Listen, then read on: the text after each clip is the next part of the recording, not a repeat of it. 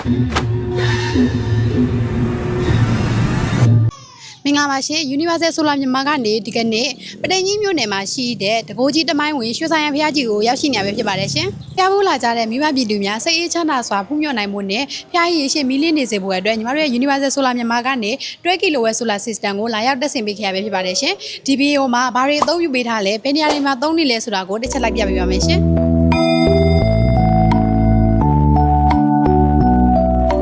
ဆိုင်ရဖျားဝင်းကြီးတစ်ခုလုံးလျှက်စစ်မီးပြတ်သွားခြင်းမရှိစေဖို့အတွက်အကောင်းဆုံးရည်တွေရှိတဲ့ပစ္စည်းတွေကိုသုံးပေးထားပါတယ်။အင်ဗာတာအနေနဲ့ကတော့ဒဲရီ12 kW hybrid inverter တစ်လုံးဘက်ထရီကတော့စာဘိုးဒဇိန်51.2 ဘိုး300 ဘက်ထရီ2လုံး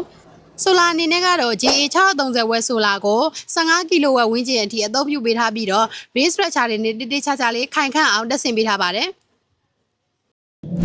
အခုတက်ဆင်ပေးထားတဲ့ပစ္စည်းတွေရဲ့အာမခံနေနဲ့ကတော့အင်ဗာတာမှာဆိုရင်9နှစ်ဘက်ထရီမှာဆိုရင်5.3 ရနဲ့ဆိုလာမှာဆိုရင်စုစုပေါင်းအာမခံ12နှစ်ပေးထားပါတယ်ရှင်အခုဒီတက်ဆင်ထားတဲ့12 kW စနစ်နဲ့ဘာတွေအသုံးပြုထားလဲဆိုတာကိုတစ်ချက်လိုက်ပြပေးပါမယ်ရှင်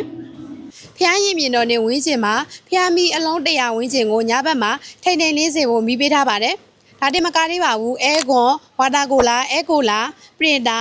CTV ပန်ကားတွေနဲ့ညဘက်လုံခြုံရေးအတွက်လမ်းမီးတွေကိုလည်းအသုံးပြုပေးထားပါတယ်။ဖျားဝင်းတစ်ခုလုံးတန်ရှင်းရေးနဲ့သုံးရည်အတွက်ရေမော်တာကိုပါဒီဆိုလာစနစ်ကြီးကနေအေးဆေးမောင်းနေပေးနေရပဲဖြစ်ပါတယ်ရှင်။အခုတို့လည်းရဝမ်းလက်ဝဆိုတယ်လို့ရွှေဆိုင်ရဖျားကြီးမှာအခုလိုဘီးလေးရောက်နေရရှိစေနိုင်မှုအတွက်ဆိုလာစနစ်တက်ဆင်ခွင့်ရတဲ့အတွက်လည်းညီမတို့ရဲ့ Universal Solar မြန်မာမိသားစုကလည်းအတိုင်းမတည်ဝမ်းသာပြီးဖြစ်ရပါတယ်ရှင်။